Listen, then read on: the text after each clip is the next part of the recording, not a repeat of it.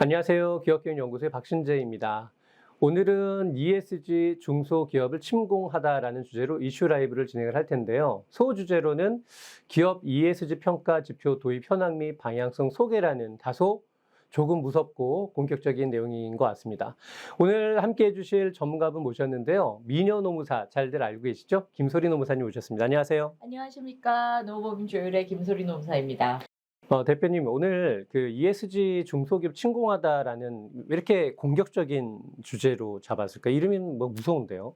공격적인 주제로 잡은 이유는 공격적으로 지금 준비하지 않으면은 당장 우리 기업이 거래나 아니면 투자를 받을 수 없는 바로 단절이 유도되기 때문에 그래서 다소 우리 대표님들한테 또 우리 기업에게 이거 준비를 반드시 해야 됩니다. 라는 취지에서 다소 공격적이고 원색적인 표현을 썼습니다. 오늘 주어진 시간 동안에 만약에 대표님들이 들으시면 우리 회사에서 어떤 준비를 해야 되고 그래서 침공당하지 않게끔 준비해 주실 건가요? 침공당하지 않게라는 것보다는 우리 회사가 네. 지속적으로 성장할 수 있는 발판을 마련하고 최근에 아마 뉴스에서도 많이 보셨겠지만 올 상반기에 100만 자영업자가 폐업을 했다고 그래요. 그래서 우리가 그 속에서 생존할 수 있도록 오늘 한번 길을 제시해 보겠습니다. 기대됩니다. 그럼 오늘 주어진 주제를 몇 가지 컨텐츠를 좀 준비를 해주셨는데 한 6개 정도로 해주셨습니다. 간략하게 전체적인 내용을 핵심 정리 먼저 해주시고 그 다음에 좀 진행해 주시면 좋을 것 같은데요. 컨텐츠는 6개라고 하지만 사실은 그냥 하나의 여러분 기승전결 스토리로 보시면 될 것 같아요. 첫 번째는 ESG 경영이 어떤 거냐라고 했을 때 투자의 지표예요. 그래서 이게 기존에 우리가 재무적인 지표로 우리 회사를 투자하는 걸 결정을 했다면 이제는 재무적인 지표가 아니라 ESG, 즉 비재무적인 지표로 경영에서 이제 어떻게 투자를 하겠다라는 게 보여지는 거. 그래서 우리가 왜 ESG를 해야 되는지 목적성에 대해서 설명을 했고요. 두 번째는 투자의 지표로서 ESG의 개별 요소가 어떤지 한마디로 E는 뭐고 S는 뭐고 G는 뭐고 이거에 대해서 설명을 해드리겠습니다. 세 번째로는 그러면은 우리는 왜 ESG 경영을 지금 당장 해야 되는지 본론에 해당되죠. 본격적으로 한번 설명드리고요. 네 번째로는 아마 들어는 보셨는데 들어도 아마 생소한 표현일 거예요. 동반성장 지표로서 공급망 관리를 하는데 이 공급망이 무엇인지 특히 우리가 아마 대부분 기업이 공급망에 해당될 거예요. 그렇기 때문에 우리가 직접적으로 ESG에 대해서 법적으로 규제를 받지 않더라도 우리가 반사적으로 공급망에 해당되기 때문에 ESG 지표를 충족해야 되거든요. 그래서 그런 메커니즘에 대해서 설명해 드리고요. 그 다음에 ESG 경영에서 공급망 관리가 어떤 위치에 차지하는지 챕터 4하고 5는 아마 연결되어 있는데 아무튼 가장 중요한 게 우리 기업이 공급망으로서 갖춰야 될 게 뭔지를 설명해 드리고 마지막으로 6번째는요. 이런 공급망에 대해서 전반적으로 우리가 위치 설정을 한 다음에 국내에서 공급망에 대해서 규제가 어떤 트렌드로 가는지에 대해서 설명해 드리고 이번 강의는 마무리할까 합니다. 네, 첫 번째로 우리 이제 투자 지표로서 ESG 경영에 대해서 말씀드리겠습니다. 많이 들어보셨을 거예요. ESG 경영이라는데 정확한 말로는 우리가 지속 성장 가능에 대한 어떤 방식으로 경영을 할지에 대해서 측정하는 게 ESG 경영이라는 말로 많이들 표현하고 있습니다. ESG 경영이라는 건요, 기업의 재무적 요소 이상으로 비재무적인 요소인 환경, environment, 사회적인 책임, social, 지배구조, governance를 중시하는 경영입니다. 뒤에서도 아마 개별 요소에 설명하겠지만 한마디로 돈이 되는 게 아니라 돈은 안 되지만 계속 우리가 지금 경영의 외부 환경과 내부 환경을 유지하고 보존하고 발전하자 이 취지, 이런 취지와 기조에 우리가 편승했을 때 기업이 높은 평가를 받을 수 있다 이 뜻이거든요. 그래서 기업의 경제적 가치, 즉 재무적인 지표와 사회적 가치를 동시에 추구함으로써 지속 가능성을 담보할 수 있다는 철학을 내포하고 있습니다.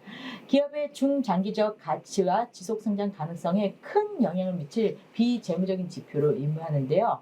자, 여기서 빨간 글씨로 제가 설명드렸죠.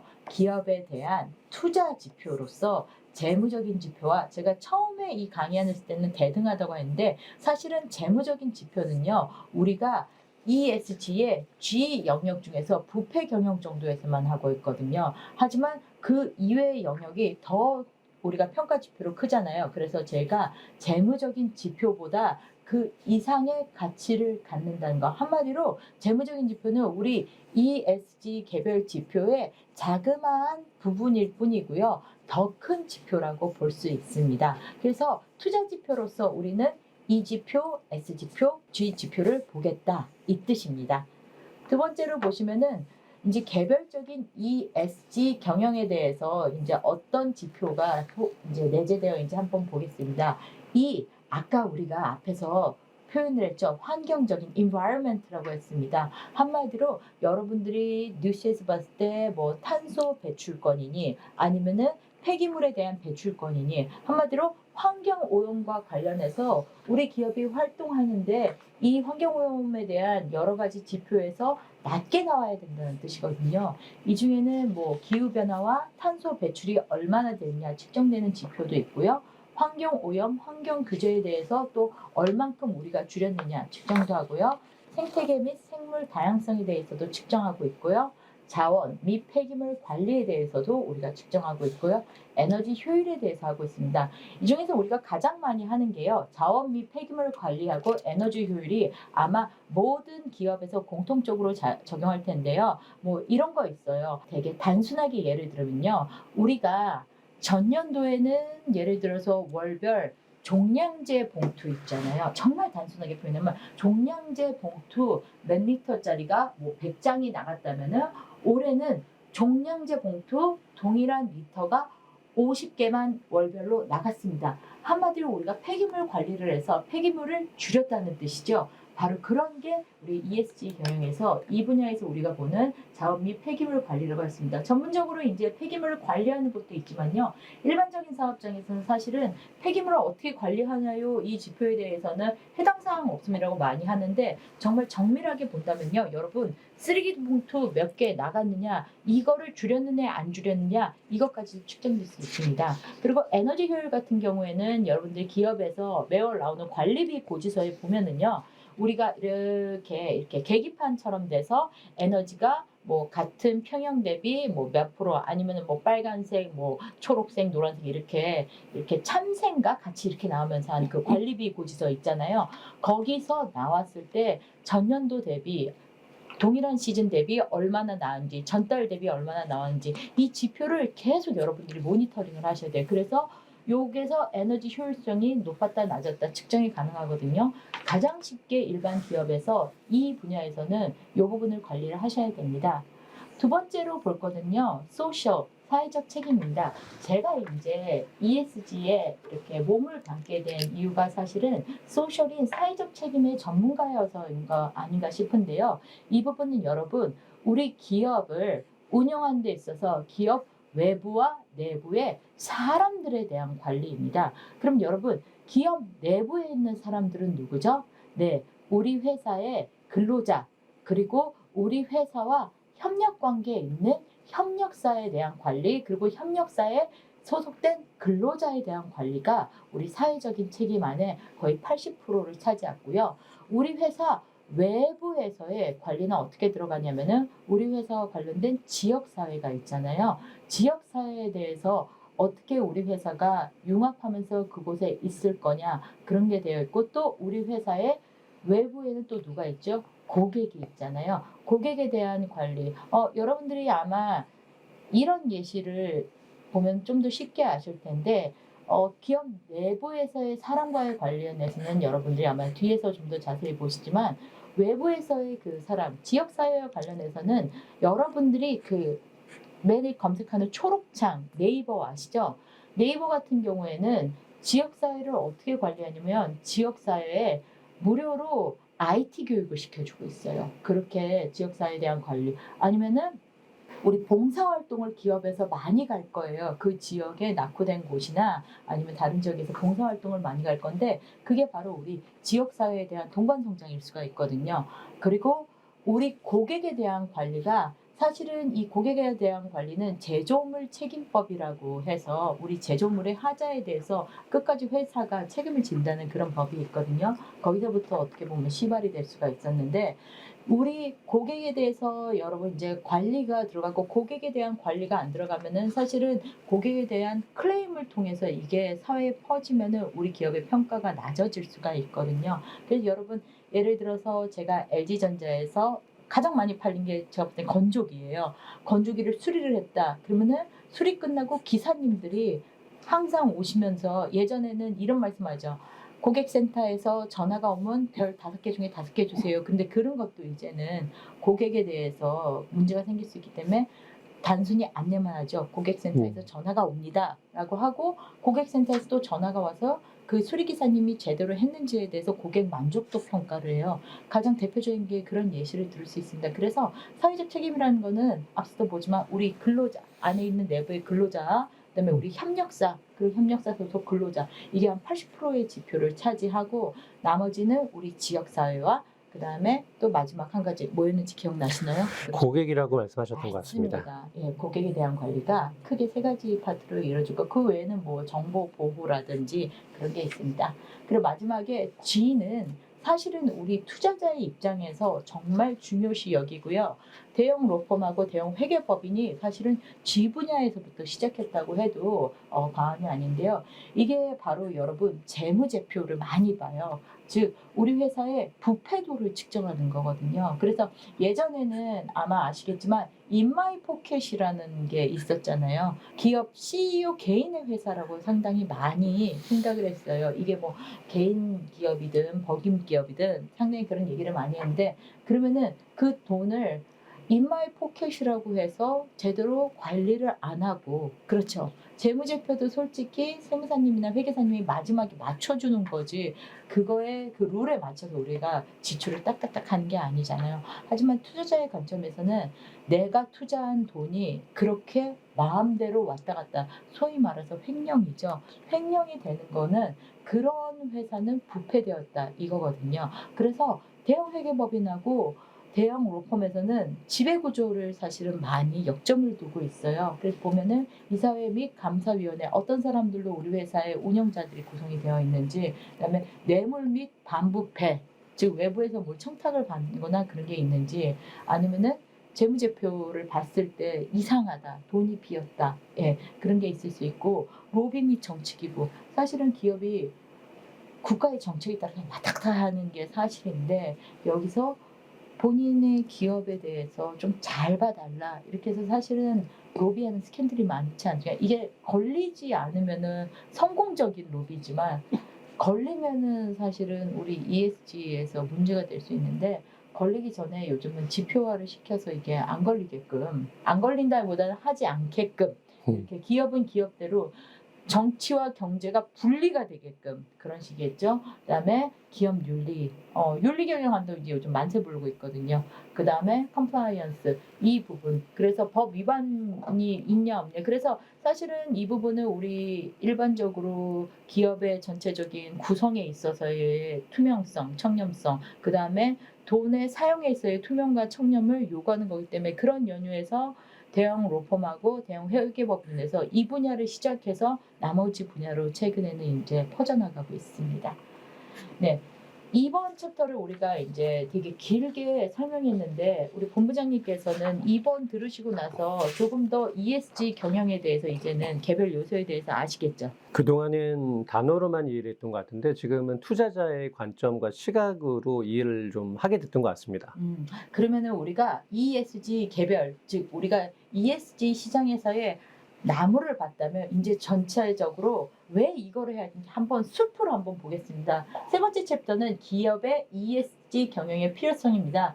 필수적 ESG 경영식의 도래라고 하는데 사실은 원래는 2025년부터요. 상장사들은 ESG 보고서, 뭐 쉽게는 ESG 보고서라고 하는데 정식 명칭은요. 지속 성장 가능 보고서 공시 의무들이 있어요. 근데 원래는 25년부터 시작을 하겠다라고 했는데 사실은 준비가 안 됐어요. 왜냐면은 ESG 보고서 안에는 우리 상장사에 대한 내용뿐만 아니라 협력사에 대한 내용도 밑에 설명드리겠지만 포함되어 있는데 아마 우리 협력사가 안 되는 회사가 없을 거예요. 협력사의 내용을 포함됐다는데 지금 이 강의를 듣고 계시는 기업에서는 사실은 내가 어떻게 해서 협력사가 되는지 알지 못할 경우도 있고 나 이런 거에 대해서 처음 들어보는데 지금 2024년인데 원래는 작년에는 2025년에 그걸 오픈한다면 사실은 너무 급박하게 준비를 했었어야 돼요. 근데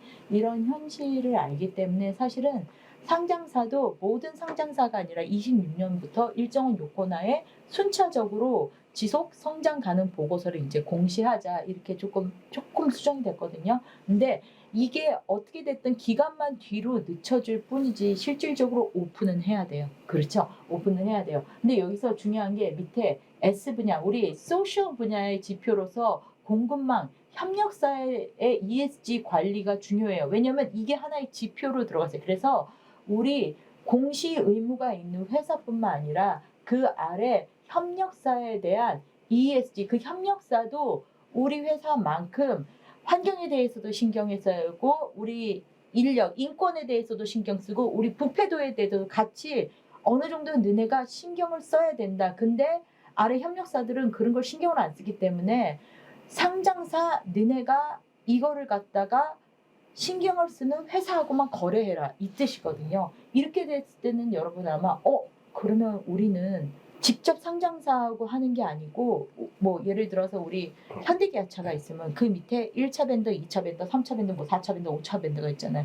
예를 들어 우리는 저 밑에에서 한 5차 밴더 정도 되면은 우리는 직접 현기차하고 관련이 없어 라고 할 수도 있어요. 그냥 우리가 납품한 부품이 뭔가 만들어 끝내는 현대기아차에 무슨 창문을 하나 이렇게 되는 거야. 이렇게 얘기했을 때 우리는 과연 그러면은 관련이 없는 걸까요? 어떻게 생각하세요? 관련이 예전에는 없었을 수 있을 텐데 지금은 아마 투자자라가 그 하위 벤더사들도 보지 않을까라는 생각이 좀 드네요. 맞아요. 왜냐하면 예를 들어 우리 상장사인 현대기아차에서 ESG를 관리해서 1차 벤더인 뭐 A 회사를 야 너네 ESG 이 정도는 다 갖춰갖고 와 이렇게 하면은 1차 벤더에서 ESG 어느 정도인데 그 S 분야에 우리 공급망 관리 동반 성장 지표가 있거든요. 그 안에는 우리 1차 벤더의 그 밑에 협력사인 2차 벤더에 또 ESG를 관리해라.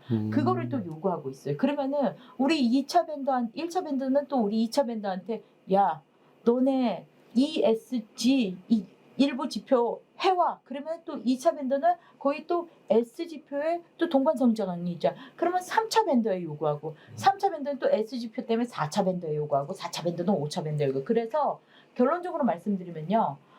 모든 기업이 내가 직원이 있는 기업이든 없는 기업이든 S 지표 안에는 협력사 관리 동반 성장 지표가 있거든요. 공통적으로 제가 들어간다 그래요. 그렇기 때문에 부득이 모든 기업에서는 내가 ESG 보고서, 즉 지속 성장 가능 보고서에 대한 오픈의 의무가 없다고 하더라도 내가 거래하는 위에 또는 위위위에가 오픈의 의무가 있기 때문에 이게 노예처럼 끌려가 있는 거예요. 그래서 우리 기업에서는 ESG 경영에 대해서 이제는 관심을 가져야 된다. 그래서 제가 네. 밑에 써 있어요. 상장사가 아니라도요. 정부, 공공기관, 대기업 등 상장사 및 해외 진출을 고려하는 기업은 반드시 ESG 지표 충족 및 보고서 준비가 필요해요. 왜?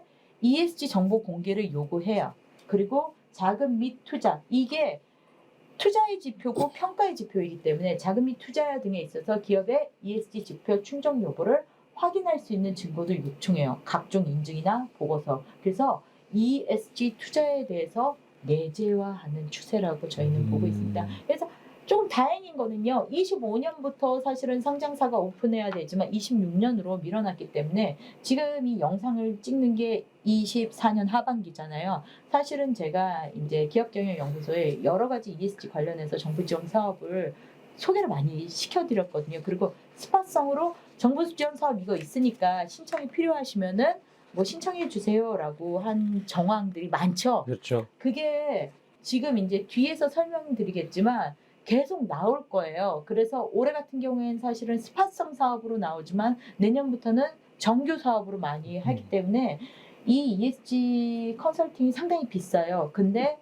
비싸긴 하지만 컨설팅 기관이 너무 많기 때문에 제가 말씀드리고 싶은 거는 되도록이면은 믿을 수 있는 컨설팅 기관 또는 정부에서 지원하는 사업을 수행하는 컨설팅 기관을 조금은 추천해 드리고 있습니다. 네. 동반성장 지표로서 공급망 관리 앞에서 이제 다 설명했기 때문에 아마 이 부분은 이해하기 쉬울 거예요. 공급망 관리의 의미, 공급망이란 원재료의 조달에서부터 완제품의 최종 소비에 이르기까지 제어와 서비스 및 정보의 흐름이 이어지는 연결망이라고 하고 있어요. 쉽게 이제 말씀드리면 공급망 관리, 우리 협력사 관리라고 하는데요.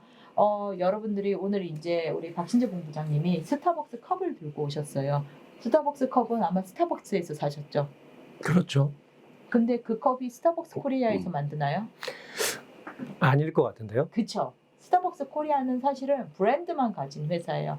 스타벅스에서는 솔직히 만드는 거 하나도 없거든요. 커피 콩조차도 안 만드는데 그러면은 이렇게 잘 생각해 보시면은 가장 스타벅스 코리아의 대표적으로 원두를 생각하시면요. 그 원두는 뭐 저기 콜롬비아든 에디오피아든 농장에서 오잖아요. 네네. 농장을 통해서 그게 뭐 로스팅 회사를 통해서 그 다음에 포장 회사를 통해서 도소매상을 통해서 스타벅스에 오는 거잖아요. 네네. 그러면은 지금 제가 그랬잖아요. 스타벅스의 1차 밴더는 도소매상, 네. 도소매상 밑에는 포장회사, 포장. 포장회사 밑에는 로스팅 회사, 로스팅 회사 밑에가 생산 농가잖아요. 네네. 그러면은 이게 전부 다 스타벅스의 공급망인 거예요. 생산 농가까지.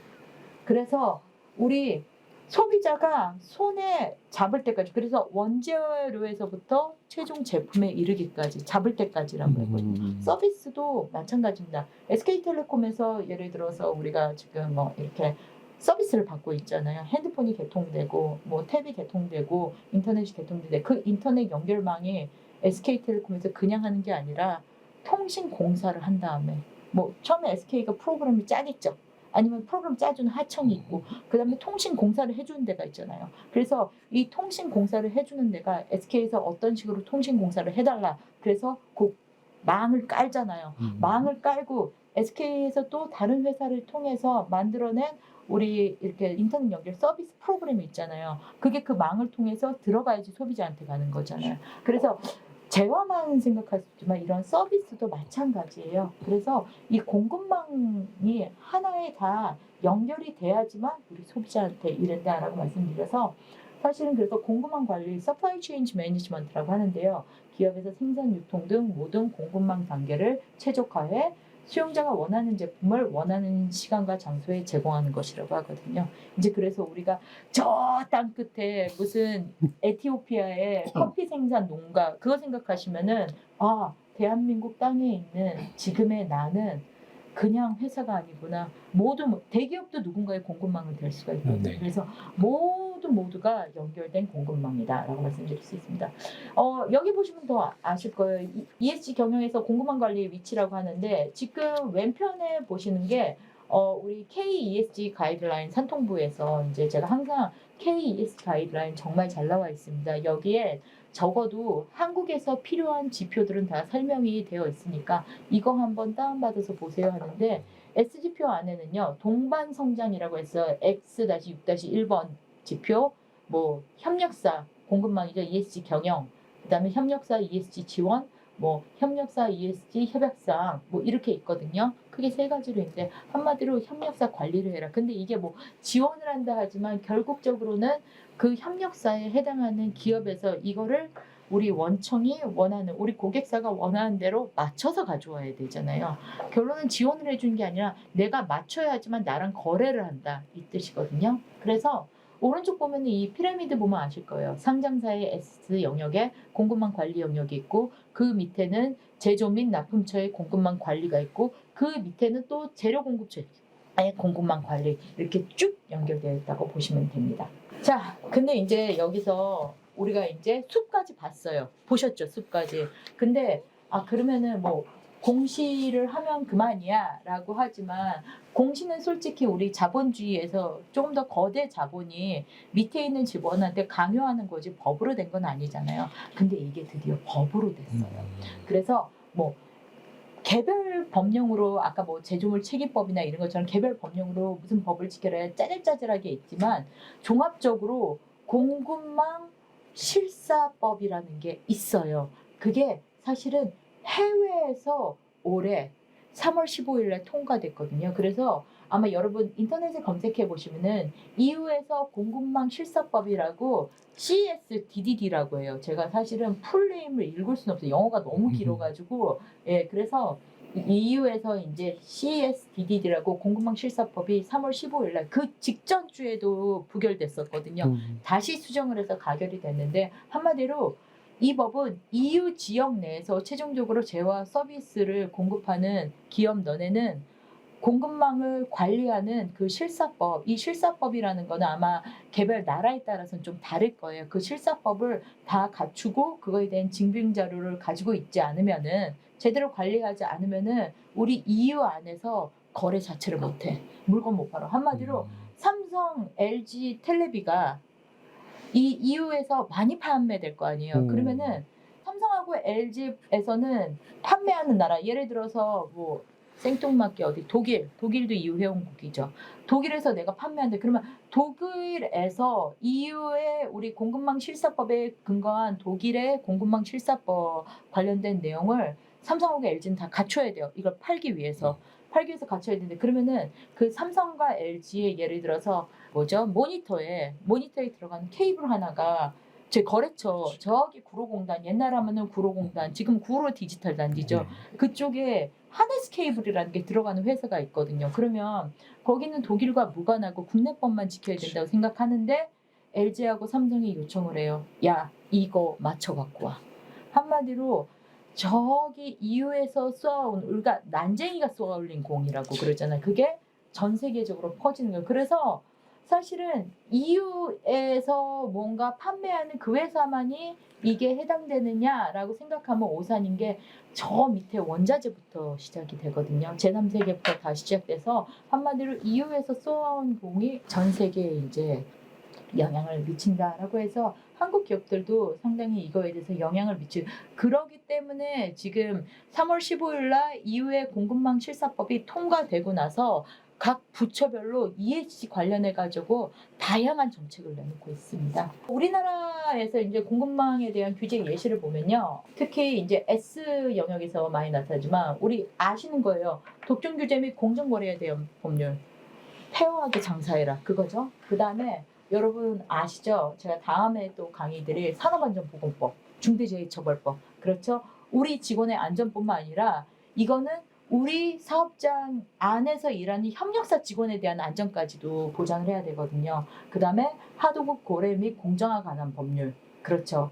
아까 독점 규제는 그 우리 동네 빵집 침범하지 말아라잖아요. 근데 하도급 공정화는 내가 약자라고 해서 단가를 속된 말로 후려치지 말아라. 과도한 디스카운트 하지 말아라. 그 다음에 파견 근로자 보호 등에 관한 법률이 뭐냐면은 우리 직원이 아니라 우리 사업장 안에 또 파견 근로자들이 있거든요. 그 근로자들에 대한 근로 조건도 균일하게 좀 보장을 해라. 이런 뜻입니다. 그래서 우리나라의 공급망 규제 예시 대표적인 게 이런 거고요. 네, 이제는 어느 정도 그러면 우리가 왜 이걸 해야 되는지 그 필요성에 대해서 조금은 아실 것 같습니까? 제가 오늘 이제 준비한 내용은 이게 전부에 아마 숨가쁘게 짧은 시간 동안 들으셨는데 고생이 아마 많이 되셨을 건데 오늘 혹시 내용 중에 인상 깊었거나 아니면 궁금한 거나 뭐 그런 내용이 있을까요? 예, 먼저 이제 멀리서만 늘 강의를 듣다가 이렇게 가까이서 보니까 정말 이해가 잘 됐고요. 나름대로 ESG 공부를 좀 했다고 했는데 오늘 들어보니까 너무 임팩트 있게 정리가 잘 돼서 감사드린다는 말씀을 하고 싶습니다. 스타벅스 사례, 제가 정말 밥 먹듯이 가는 스타벅스를 통해서도 공급망 관리 그러니까 너무 이해가 잘 되는 원두 농가부터 시작해서 최종 소비자까지 가는 단계 너무 좋았고, ESG를 단순하게 이제 E와 S와 G의 단어의 해석으로만 봤는데 투자 지표로서 굉장히 중요하구나. 그다음에 이제 EU에서의 드디어 공급망 실사법이 통과되면서 발등의 불이 세게 떨어졌구나. 그래서 전방위적으로 확산되고 있다라는 그게 우리 좋은 선생님을 통해서 배웠던 것 같고요. 질문이 사실 좀 사전에 받은 게 있는데, 근데 질문을 받고 오늘 내용을 들어보니까 대부분의 질문들이 오늘 강의에 거의 다 녹아져 있더라고요. 됐나요? 그래도 한번 정리하시는 차원에서 사전에 받았던 질문을 한번 좀 보도록 하겠습니다. 질문 한번 넘겨볼까요? ESG 지금 당장 준비해야 되나요?라는 이제 중소기업 대표님들이 여러 가지 자원도 들어가고 정보도 없고 어렵다 보니까 그래서 이런 질문들을 많이 하시는데 어떻게 생각하십니까? 당장 준비를 해야죠. 왜냐하면 이걸 준비하지 않으면은 사실은 여러분 나는 독고다이다. 나는 돈도 있고 다 있기 때문에 그런데 투자적인 면에서는 준비를 안 하셔도 될 수가 있는데 거래적인 면에서는 사실은 내가 거래하고 싶은 특히 B2B로 하시는 분들 있잖아요. B2C 말고 B2B로 하시는 분들은 내가 원하는 그 B가 나한테 이 무슨 요건을 갖춰 오세요라고 요구하는 게 있는데 그게 사실은 개별 요소로 보는데 그게 멀리서 이렇게 보면은 ESG의 개별적인 요소 중에 몇 가지를 준비해 오라 그러거든요. 그래서 지금 당장 준비해야 되냐? 네. 라고 말씀은 드리는데 어떻게 준비해야 될 거는 그때그때 다르지만 우리 이제 형편에 맞게 좀 네. 준비를 해야 되고 지금 당장 준비하는 건 맞습니다. 감사합니다. 저 두 번째 질문은 사실 이게 또 많은 분들이 우리는 뭐 건설이나 이렇게 협력업체에 등록이 되어야 되니까 필요하지 하지만 모든 분야의 이런 그 대표님들이 ESG에 대해서 경각심을 가질 필요가 있을까? 준비해야 될까? 이런 질문도 사실 좀 들어오거든요. 이 지표가 사실은 한국에서 만든 지표는 아니에요. 해외에서 여러 곳에서 다양하게 만들었는데 그 지표를 만든 기관마다 기관의 특수성 때문에 만들었거든요. 환경을 생각하는 기관에서 만든 것도 있고 회계를 생각하는 기관, 사실은 회계를 생각해서 만드는 기관들이 더 많았어요. 그러다가 이제 뭐 세상이 이렇게 변한다라고 해가지고 이번에는 회계뿐만 아니라 뭐 부패도나 아니면 사람에 대한 거나 여러 가지가 합쳐서 사실은 ESG 지표가 너무나 다양해요. 원론을 보면 너무나 다양해서 한마디로 우리가 수입을 하면은 번역하면은 어떻게 되죠? 번역하면 돈 줘야 되죠. 아니 미쳐버리잖아요. 우리나라하고 맞지가 않잖아요. 맞아요, 그죠? 맞아요. 네, 네. 그래서 맞지가 않아서 사실은 그래서 제가 아까 보여드렸던 KESG 가이드라인이 이것저것 지표를 갖다 우리나라에 맞는 걸로 어떻게 보면은 조금 순화시켜 보거든요. 그래서 제가 1차적으로는 KESG 가이드라인에 최근에 분야별로도 나왔어요. 그게 네. 공급망 실사법 때문에 KESG 가이드라인을 한번 정독을 해보시고 거기에 있는 거를 되도록이면 대부분 준비하셔도 좋은데 되도록 준비하시는데 근데 그거 읽어보면은 솔직히 여러분들이 다 해야 되는 거거든요. 그리고 할 수 있는 건데 너무 그러니까 그거를 읽지를 않아가지고 사실은 어떻게 해요? 그런데 그거를 읽어보시면은 사실은 우리 회사에 있는 거 전부가 맞아요. 그래서 거기에 있는 거를 사실은 모두 준비하면 좋겠지만 지금 당장 안 되면은 제가 그래요. 투자처든 거래처든 어떠한 지표 가져와요 이런 거 있죠. 그런 것만 갖추세요. 그런 것만 갖추는데 다른 것보다 공통적으로 좀 지표가 되는 게 제가 좀 전문으로 있는 S지표, 소셜, 사회에 대한 지표가 이게 사실은 우리나라 인사노무, 근로노동관계 법령들 그게 80%를 차지하고 있거든요. 그다음 지역사회는 우리 회사가 있는 곳 지역사회잖아요. 고객은 또 우리가 B2B를 하든 B2C로 하든 여러분들 왜 그거 아세요? 회사 홈페이지 맨 끝에 항상 고객센터 넣는 거 그게 바로 우리 ESG 지표를 충족하기 위한 거예요. 그래서 그렇게라도 하셔라. 그래서 다른 것들은 모르지만 주로 이제 S 분야에 대해서는 조금 중점적으로 보시고 E가 상당히 분야별로 다양해요. 왜냐하면은 그 산업 현장별로 나오는 환경의 오염 정도가 다 다르거든요. 네, 필요한 네, 거. 네, 그래서 E는 제가 그래요. 관리비 고지내역 네, 거기 뭐 그런 거나 아니면은 폐기물이 나오는 데들은 폐기물 대장이나 그런 거 관리를 하고 뭐 지금 내가 할 수 있는 범위 안에서 하고 그다음에 중요한 거는 투자자나 우리 거래를 하려는 회사에서 필요로 한다는 거를 중점적으로 지금 네네. 급하게 준비하시면 될 것 같습니다. 감사합니다. 그 마지막 질문이 되는 것 같은데요. 인증은 꼭 받아야 하나요? 그래서 ESG 충족하기 위한 인증들이 굉장히 많은 걸로 알고 있는데 인증은 꼭 받아야 되나 이런 질문들도 좀 들어왔습니다.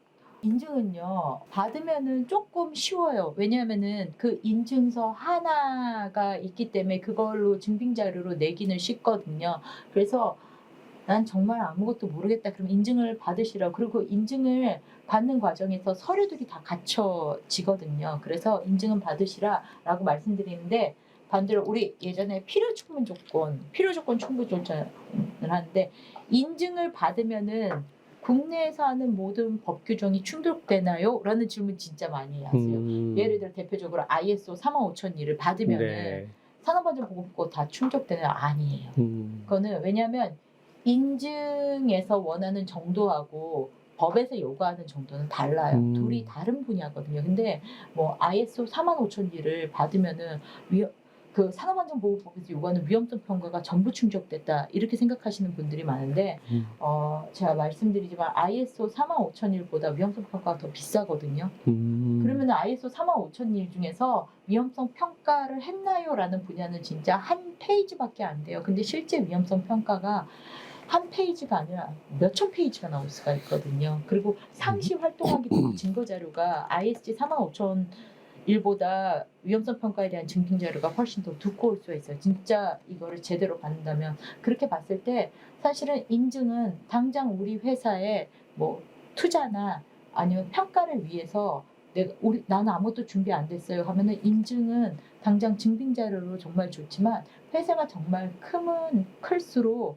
인증에 대한 필요성도 있지만, 그러니까 중소기업은 오히려 저는 인증을 받으려는데 대기업들이 생각보다 인증보다는 인증은 인증대로 그냥 요식행위로 받아두고 실제에서 정말 더 컨설팅이나 아니면 그런 거를 ESG 지표를 맞추고 현행법을 갖추기 위해서 더 많은 돈이나 시간을 투자를 한 다음에 더 엄격하게 외부에서 심사를 하고 그래서 인증은 사실은 어떻게 보면은 간단한 증빙 자료일 정도이지만 우리 기업이 아직 작고 뭘 할지 모른다고 했을 때 저는 그럴 바에는 인증을 받으세요라고 요청을 드리는데 우리 회사 조금 규모가 크고 뭔가 ESG에 대해서 개별 그과 직무별로 준비를 할 수 있는 어느 정도 여력이 된다. 그러면은 인증은 인증대로 가지만 진짜 실질적으로 그 ESG표를 충족을 하시라. 기업이 크면 클수록. 그러니까 여러분 대기업의 그 ESG 지속성장 가능 보고서 한번 보시면요. 뭐 인증받아서 이런 말 거의 안 나와요. 그거는 맨 끝에 나오지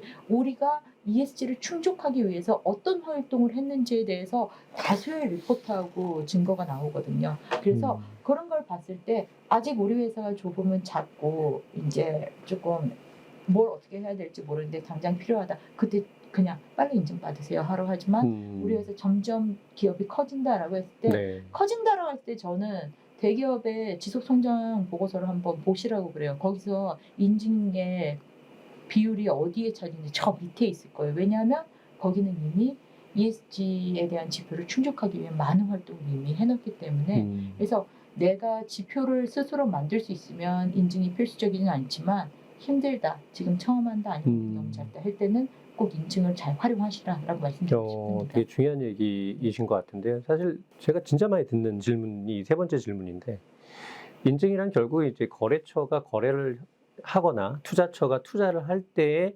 상대방을 입증시키기 위해서 맞아요. 상대방이 제공하는 건데 그게 정말 실질인지 아니면 요식행인지가 오히려 그 당사자한테 굉장히 중요한 요인이 되겠네요. 맞아요. 그런 부분을 이해를 하겠습니다. 오늘 정말 짧은 시간이지만 핵심적인 내용 그리고 듣다 보니까 ESG가 정말 남의 일이 아니구나. 진짜 중소기업의 1차, 2차 하위 벤더이더라도 그다음에 어떤 업종에 있더라도 정말 중요한 이제 생존 전략이겠다라는 그렇죠. 생각이 들더라고요. 그리고 침공이란 표현을 처음에 썼지만 오히려 기업이 성장할 수 있는 기회라고도 볼 수가 있게 됐습니다. 오늘 귀한 시간 너무 감사하고요. ESG 선생님이시네요. 가까이서 들어보니까요. 정말 많은 부분이 조각조각으로 퍼즐 조각으로 맞춰지는 듯한 느낌이 있어서 많은 분들께 도움이 되는 시간이었으면 좋겠습니다. 오늘 대표님 너무 감사드립니다. 네. 다음에도 또 좋은 시간 마련해 주실 수 있으시죠? 네, 다음에도 더 쉽고 이해하기 좋게 좋은 내용으로 함께 하겠습니다. 예, 감사합니다. 오늘 이슈 라이브는 여기서 마치겠습니다. 함께 인사드리겠습니다. 감사합니다. 감사합니다.